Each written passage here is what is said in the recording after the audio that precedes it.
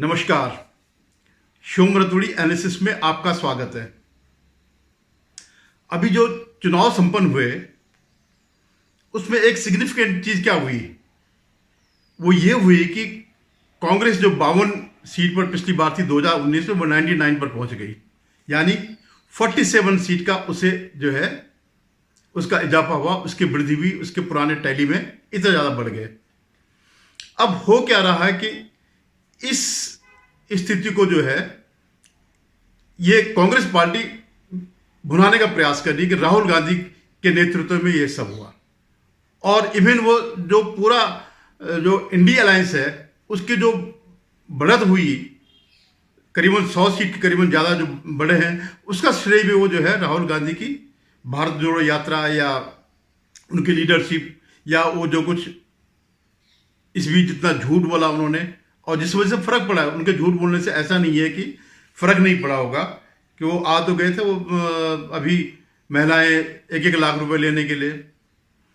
तो इसका मैं एक विस्तृत विश्लेषण करूंगा कि कितनी सच्चाई है और क्या वास्तविकता है और क्या ये दिखा रहे हैं।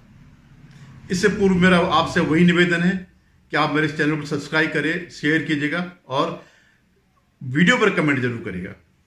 धन्यवाद।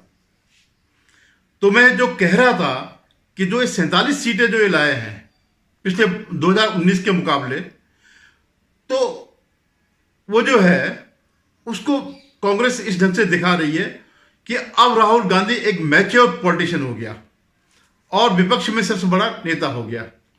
हालांकि ये बात लोगों को पचती या नहीं पचती है, लेकिन ये वो कहना चाह रहे हैं कि अब राहुल गांधी वो राहुल गांधी नहीं हुआ। और ये देखते हुए कभी कभी राहुल गांधी बिल्कुल सीरियस सा, बिल्कुल एक मैच्योर सा चेहरा बनाता, कहीं बात करते हुए, कहीं वो करते हुए, लेकिन तुरंत उसके बाद अपनी पुरानी औकात पा जाता, वही जोकर वाली हरकतों पर तुरंत के तुरंत आ जाता। अभी आपने देखा होगा एक वो जो एक प्रेस कॉन्फ्रेंस में, मेरे ख्याल है पहली ओपन प्रेस कॉन्फ्रेंस थी ये। अब तक तो जितने भी वो बातें करता था राहुल गांधी, जो भी प्रेस कॉन्फ्रेंस करता, उसमें सिलेक्टेड लोग थे जो उनकी बीट को कवर करते। हालांकि उनके साथ भी अगर थोड़ा सा भी ट्रैक से बाहर पूछा तो कहते तुम बीजेपी के एजेंट हो। तो अभी इंडिया टीवी की पत्रकार मौसमी सिंह है, तो उसने कोई पूछ लिया, प्रश्न पूछ लिया उसकी गारंटी पे, जो आपने 1 लाख की खटाखट वाली जो गारंटी दी थी, और उस पर जो महिलाएं उनके पास गई तो उससे पूछ लिया कि भाई आपने ऐसा क्यों किया, जो भी पूछा। लेकिन प्रश्न पूछने से पहले ही जो है राहुल गांधी ने उनको जवाब दे दिया, उसको झाड़ दिया कि तुम बीजेपी के पत्रकार हो, बीजेपी को पहन लो और ये कर लो, उसका टैग लगा लो और ये मैं तुम्हें दिला दूंगा। मतलब जो फिर वही जोकर वाली हरकत, क्योंकि ये मैनेज नहीं था पूरी तरह से ये पत्रकार वार्ता। मतलब जो इनका एक होता है कि ये प्रश्न ही आपने पूछने, इसके अलावा नहीं पूछने हैं, वो ऐसा था नहीं, क्योंकि वो कॉन्फिडेंस में आ गए थे कि हाँ अब तो सब यही पूछेंगे मुझसे।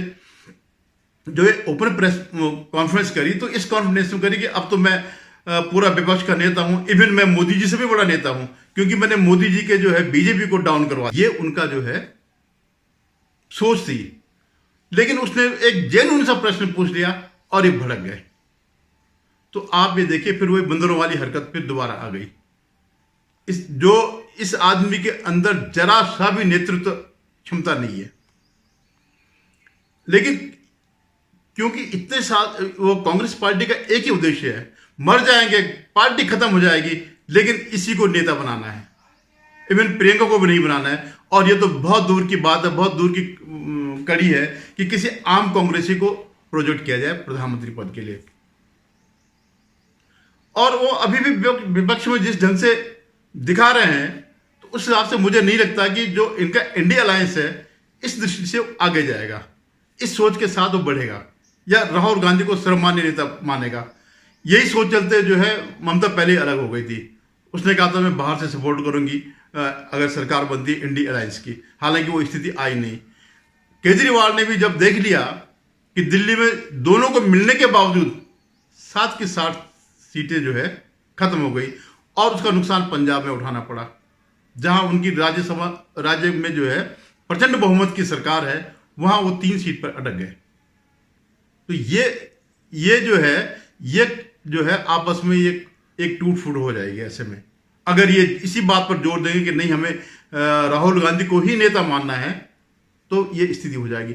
अब मैं आंकड़ों पे आता हूं कि राहुल गांधी के जो ये बढ़े हुए हैं, कहां से बढ़े हैं?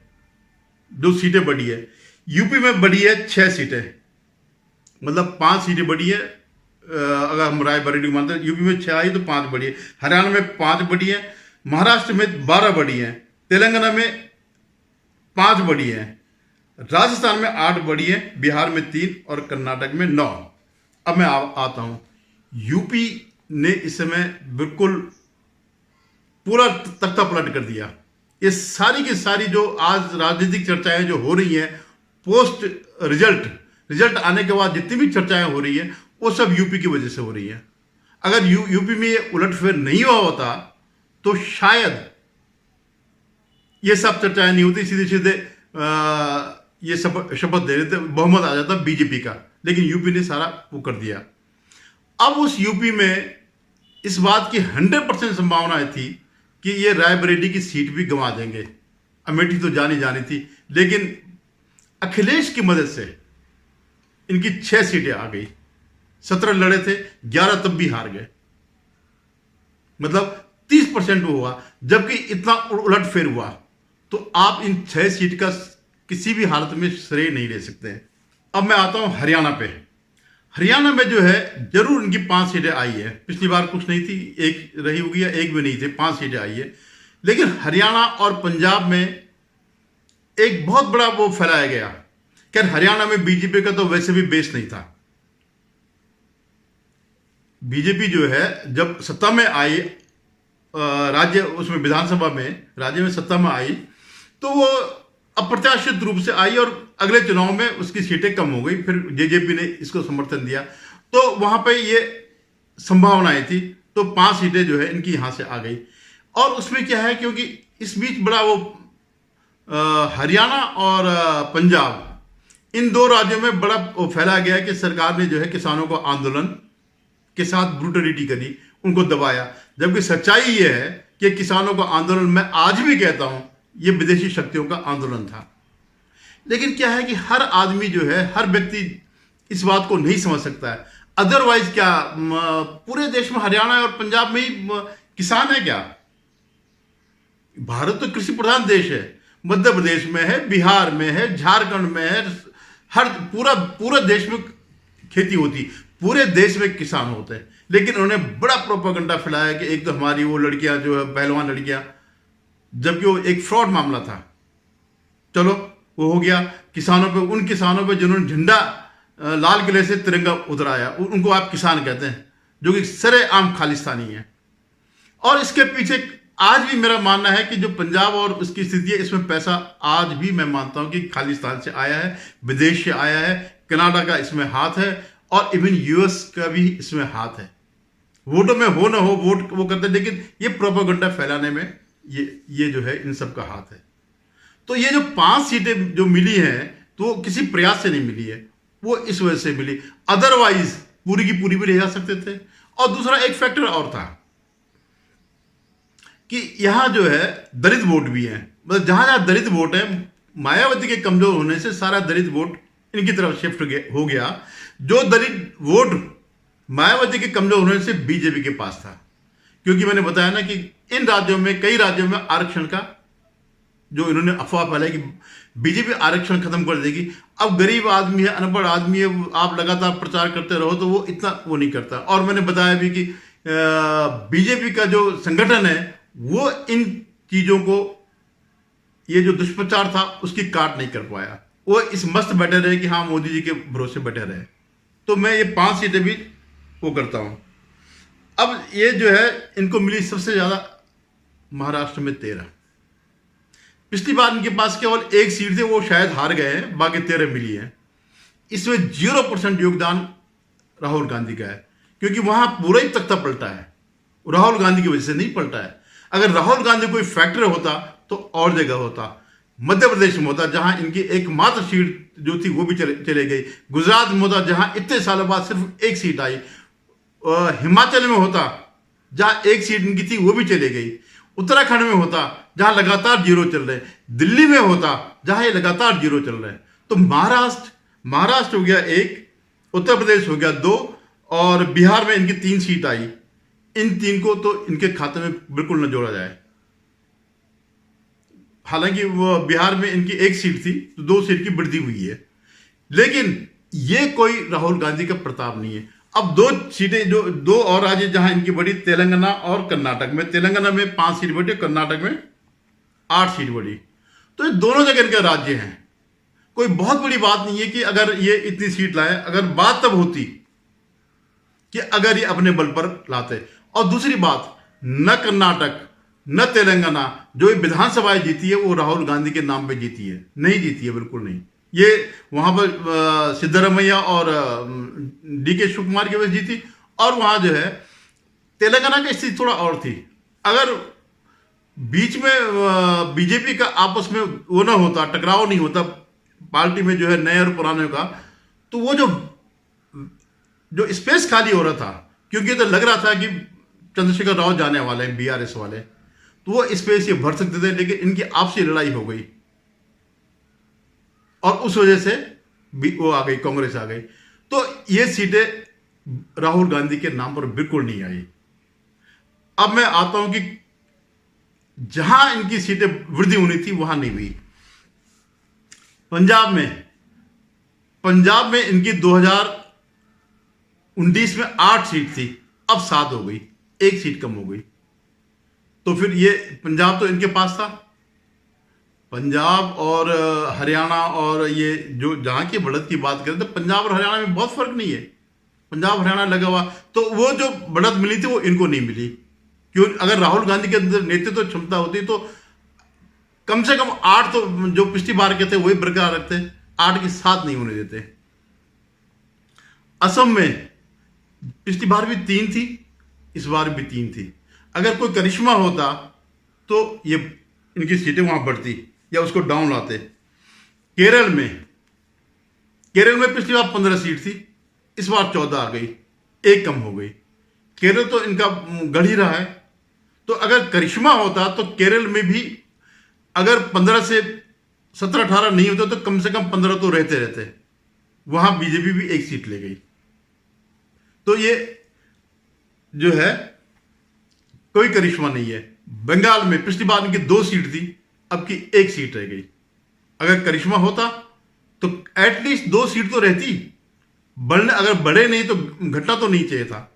अगर राहुल गांधी का यही होता, प्रभाव होता, उसकी लीडरशिप होती तो ये नहीं होता। और कई ऐसे राज्य जहां 0 के 0 है, आज भी 0 है। दिल्ली में 0 है, उत्तराखंड में 0 है, हिमाचल में भी अपनी एक मंडी की सीट गंवा करके 0 है। ऐसे कई राज्य हैं। मैं अब उड़ीसा की बात करता हूं। उड़ीसा में एक गैप दिखाई दिया, जैसे तेलंगाना में एक स्पेस खाली हो रहा था बीआरएस के जाने का, वैसे पहले उड़ीसा में लग रहा था। तो अगर इनके अंदर लीडरशिप होती, लीडरशिप की क्वालिटी होती, तो ये उड़ीसा में भी कब्जा कर सकते थे, अपनी सीटें बढ़ा सकते और विधानसभा में भी कब्जा कर सकते थे। लेकिन यहां वो हार गए। यानी जहां जहां बीजेपी और ये आमने सामने, वहां आज भी इनकी कोई हिम्मत नहीं है। आज भी कांग्रेस के अंदर ये हिम्मत नहीं है कि आमने सामने वाली जगह पर वो स्टैंड कर सके। तो मेरा कहने का मतलब कुल मिलाकर के ये प्रचार हो रहा है कि इसको जो है एक बड़ा कद दिया जाए कि हाँ अब मैच्योर हो गया, अब आगे प्रधानमंत्री पद के लिए दावेदार हो गए। और इसमें एक इनका मीडिया पूरा लगा हुआ है।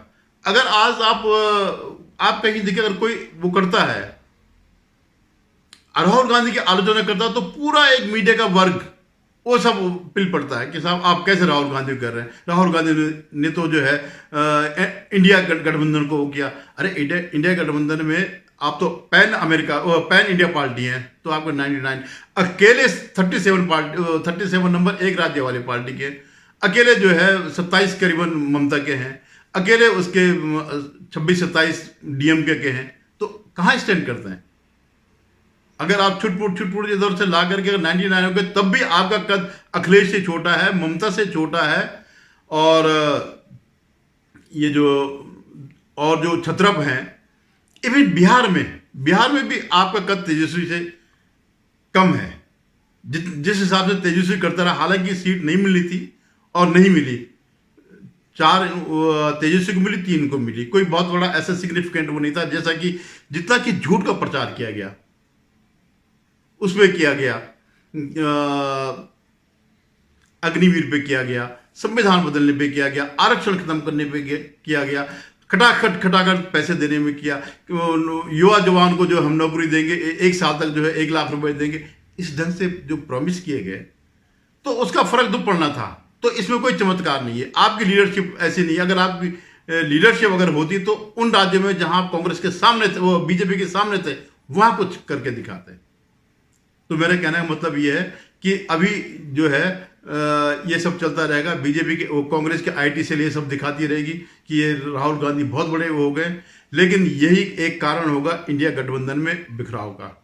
केजरीवाल ने भी बोल दिया कि खत्म, अब हमारा कोई गठबंधन नहीं है, राज्य विधानसभा चुनाव में हम अलग लड़ेंगे। तो देखते रहिएगा। धन्यवाद। पुनः निवेदन है कि आप मेरे इस चैनल को देखिए, सब्सक्राइब कीजिएगा।